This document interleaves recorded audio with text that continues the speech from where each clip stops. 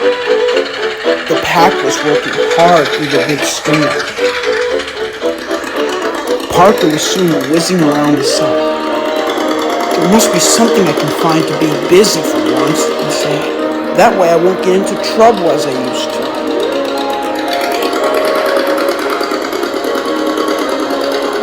Parker looked all around until he found Kelly carefully lifting some power lines.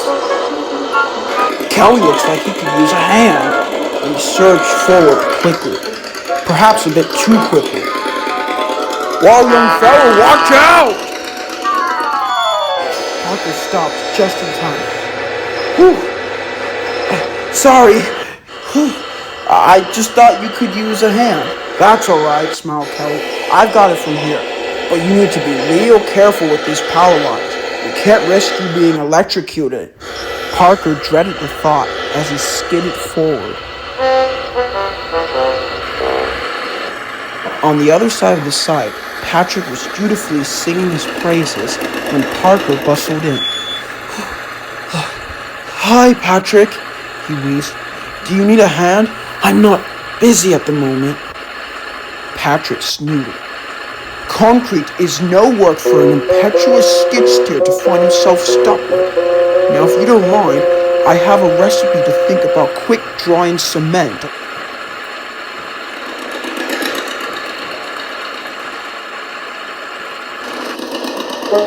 Later, he met with Isabella and asked the same. "Sorry, Parker," Isabella said cheekily, "but I don't think that bucket of yours can carry up to 10 barrels each. Must be off then. The fuel won't deliver itself, you know." Parker was upset. Later, Jack and Alfie were clearing up debris from the forest. They carefully dug out old roots from broken trees that had fallen down after last night's storm, and they were to replace them with new trees to grow. "Work could never be so beautiful and so fun at the same time," whizzed Jack. Then he saw Parker stopped at the far side of the forest. "He looks down," said Alfie. "I'll go see what's up," whizzed Jack. Parker's spirits were down. He felt as if he let the whole team down. "What's wrong, Parker?" asked Jack. "Have Max and Monty been bullying you again? I tell you, I'll give them a piece of my own mind." No, it's not that," interrupted Parker. "It's just, I feel like I've let the whole team down after that accident. I thought I could take care of myself. I guess it's you guys who have to take care of me. All I do is get in the way." Jack was abashed. "You're not alone," he coaxed. "I thought I could take care of myself during my first job at the pack, and look where that got me." Parker opened an eye. "So, you know how I feel?" "Of course I do," said Jack. "I'm sure Miss Jenny will give you another chance." Just then, Alfie brought Miss Jenny. She had bad news.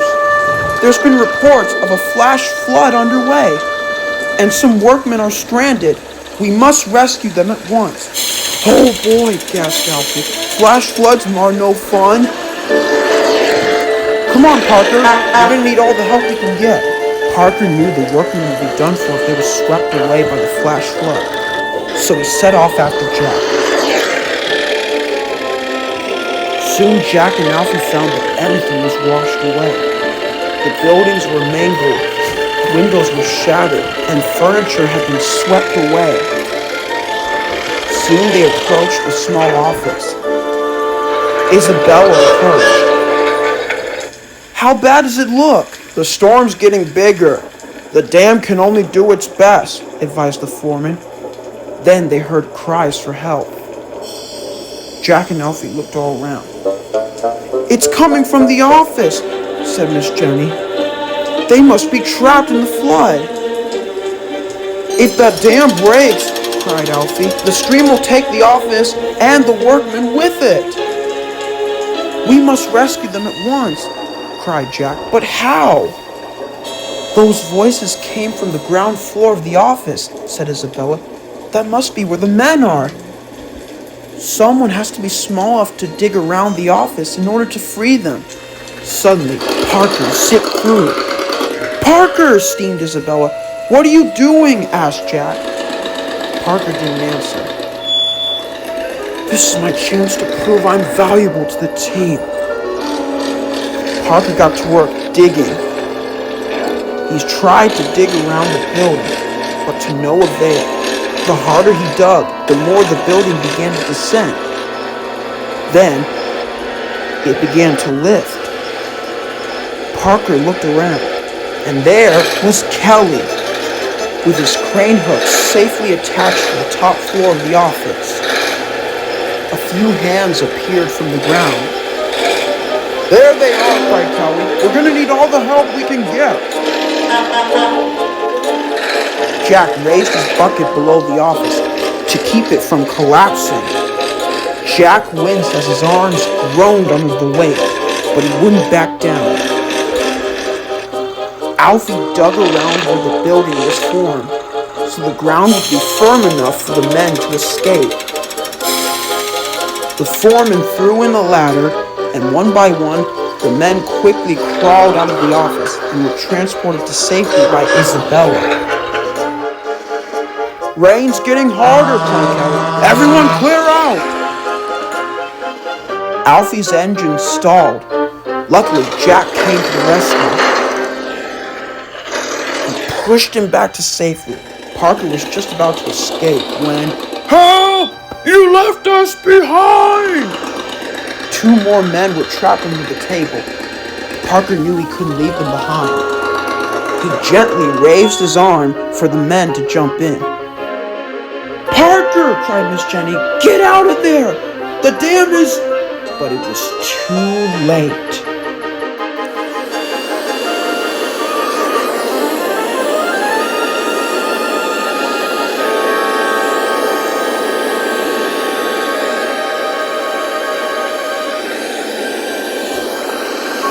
The men quickly jumped into Parker's bucket as the current rushed towards them.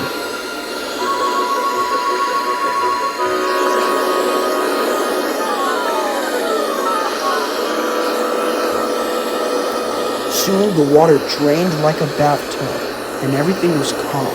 But Parker was nowhere to be seen. The machines were worried. So was Miss Jenny. Parker! Parker! She cried. Are you there? Then a horn blared in the distance, and there, emerging from the flood, was Parker.